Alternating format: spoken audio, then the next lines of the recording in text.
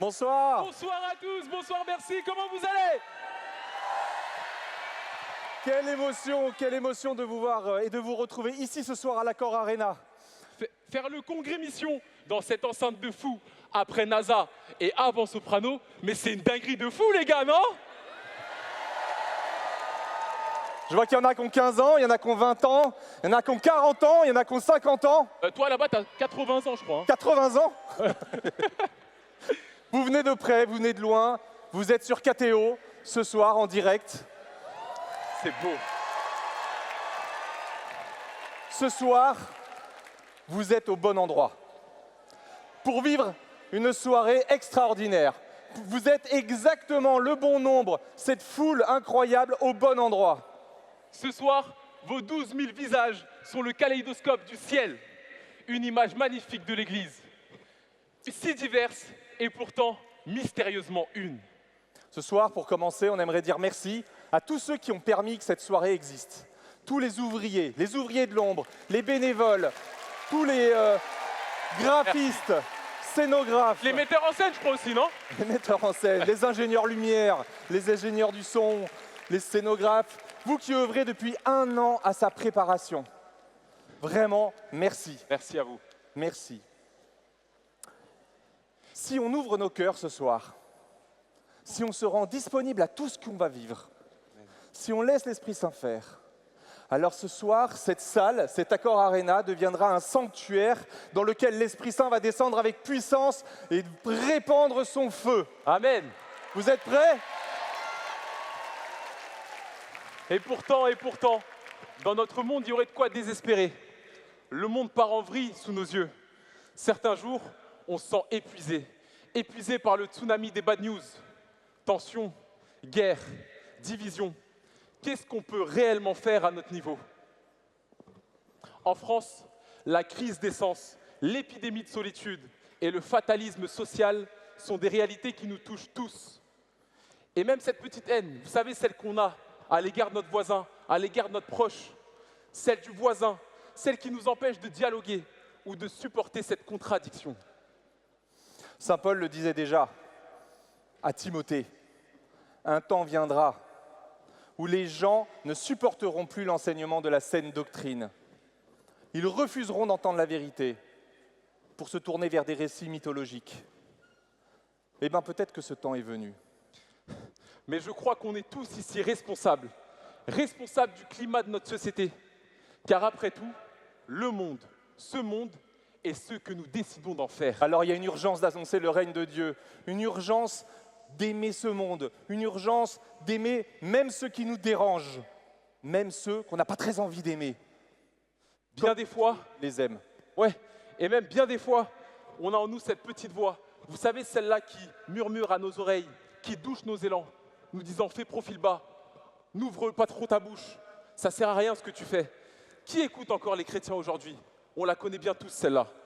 Alors, la plupart du temps, chers amis, la plupart du temps, on se tait, on n'ose plus, on ne parle plus, on évite de parler de notre foi, de peur de gêner, de peur de paraître relou. Et on finit par éteindre ce feu que Dieu a mis en nous. Pourtant, on le sait, le chrétien a son mot à dire. Pèlerin de l'espérance dans un monde qui désespère. Une voix dans le désert. Est-ce que vous criez avec nous? Aimez-vous les uns les autres, convertissez-vous à l'amour, gardez l'espérance. Oui, ce témoignage des chrétiens est aujourd'hui nécessaire et complètement urgent. Urgent pour apporter au monde cette joie qui nous transperce, la paix et l'amour donnés par notre Dieu. Regardez le Christ qui répand son amour depuis son cœur transpercé. Quelle joie que le succès du film Sacré-Cœur, le film qui vit... En fait, ce film, est-ce que ce n'est pas la victoire, la victoire du règne du cœur de Jésus? Regardez-vous, Amen. Regardons-nous, cathos de tous bords, de toute sensibilité, amis et même parfois rivaux, mais c'est comme ça que nous sommes. Mais aujourd'hui, cette Église rassemblée dans la joie et la ferveur, c'est ça le miracle. Oui, voilà le miracle, le petit miracle du Congrès Mission. C'est peut-être cette unité une petite unité mystérieuse qu'on va vivre ce soir dans une diversité. Elle contredit un mot un peu compliqué, l'archipélisation. Vous voyez, la division qui vit un peu dans notre société, qu'on vit aussi parfois dans nos églises. Ce soir au Congrès Mission, on a envie de vivre l'unité. Ce soir, Amen. Ce soir, ce qui nous lie est plus fort que nos querelles, beaucoup plus fort que nos différences. Alors, j'aimerais vous raconter une petite histoire. Sur ce projet un peu fou d'Accor Arena, Congrès Mission à l'Accor Arena, je me suis dit, je suis fou, puis d'autres m'ont dit, t'es fou. J'ai eu des gros doutes. Alors, ça faisait déjà 6 mois qu'on bossait, et que toutes les semaines, je voyais arriver un groupe de jeunes qui venaient de lointaines banlieues, et qui venaient dans le bureau d'Annunzio à Paris pour travailler sur ce Congrès Mission. C'était des jeunes de FIDE. Il y a des jeunes de FIDE ce soir? Amen. Ils faisaient plus d'1 heure de route, toutes les semaines pour venir à ces réunions. Et au bout de 6 mois, je me suis dit, mais ils sont malades. Mais qu'est-ce qu'ils viennent faire? Alors je me suis tourné vers eux, je leur ai dit, mais qu'est-ce que vous venez faire? Qu'est-ce que vous foutez là? 1 heure de route pour monter un événement. Ok, l'Accor Arena, mais 1 heure de route. Vous savez ce qu'ils m'ont répondu? Un jour, ils priaient. Ils avaient demandé un peu à Dieu à quoi ils servaient. Quelle était leur mission? Et il y a un prêtre qui priait pour eux, qui a prophétisé. Et il a prophétisé 2 images. 2 images qu'ils n'ont pas compris. Ils se sont dit, mais qu'est-ce que c'est? C'était 1 an avant. Le prêtre a prié, il a prophétisé, il a dit, je vois un stade. Je vois un stade, un lieu de sport rempli. Et puis, je vois un quartier de la finance. Et un jour, on les a appelés, 6 mois plus tard, et on leur dit, on monte le Congrès Mission à l'Accor Arena de Bercy. Le Congrès Mission à l'Accor Arena de Bercy. Accor Arena, stade, Bercy, finance. Ils se sont dit, merde, c'est ça, c'est le projet de Dieu. Et ils m'ont raconté cette histoire. Ils m'ont dit, mais en fait depuis, si c'est le projet de Dieu, on obéit. Et vous voyez cette radicalité? On obéit. C'est le projet de Dieu, on obéit. Le Congrès Mission est le projet de Dieu. L'Accor Arena, c'est le projet de Dieu. Alors moi, je me suis mis à le croire. Grâce à eux, on est là ce soir. Et j'aimerais qu'on les remercie, ces jeunes qui depuis 1 an font 1 heure de route. Merci. C'est leur foi. C'est à leur foi qu'on doit être ici ce soir. Merci à eux.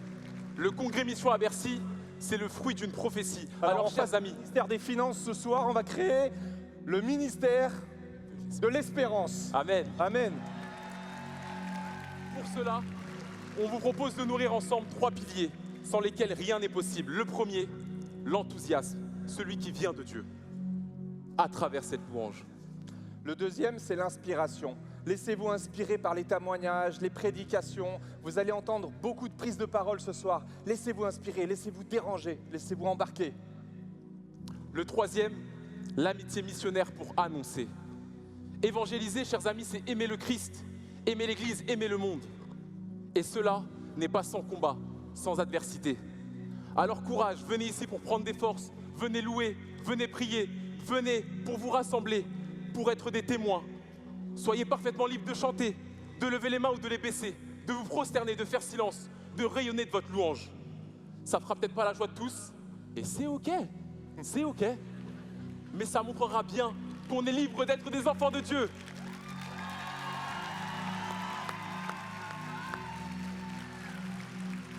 Pour terminer, moi, je m'appelle Raphaël. Ça fait 10 ans que j'ai lancé ce projet de Congrès Mission et cette année, c'est mon dernier Congrès Mission. J'ai décidé que c'était le temps de passer la main et je vais me retirer. Alors je l'ai déjà dit hier soir, ce soir c'est ma dernière soirée Congrès Mission. Je suis hyper ému ce soir. Bravo. Et j'espère profondément que ça va bouleverser vos cœurs pour que vous soyez une armée de missionnaires d'amour, une missionnaire de la miséricorde pour tout le monde. Alors je l'ai déjà dit hier soir, mais je leur dis pour vous les jeunes. Retenez bien 3 choses. Vous devez devenir missionnaire, mais notre mission, elle n'est pas de convaincre, elle est de témoigner. Notre mission n'est pas de briller. Nous ne sommes pas des stars missionnaires. On parle de travers, on bafouille. Mais notre mission, c'est de transmettre la lumière de quelqu'un d'autre qui est le Christ. Et notre mission n'est pas de réussir, mais de servir. N'ayez pas peur de cette folie de Dieu. N'ayez pas peur parce que c'est ce dont le monde a besoin aujourd'hui. Alors Seigneur, je te prie pour que chacun vive une soirée de feu, que ceux qui sont fatigués soient ressourcés ce soir, que ceux qui sont tristes soient consolés. Fais résonner ton appel, Seigneur. Appelle des jeunes ce soir à devenir prêtres. Appelle des jeunes à devenir religieuses. Appelle des jeunes à devenir consacrés pleinement vers ce chemin de sainteté. Seigneur, fais de nous tous des missionnaires audacieux, fais de nous des témoins de l'amour, fais de nous des amis de la croix, fais de nous des saints. Amen. Amen.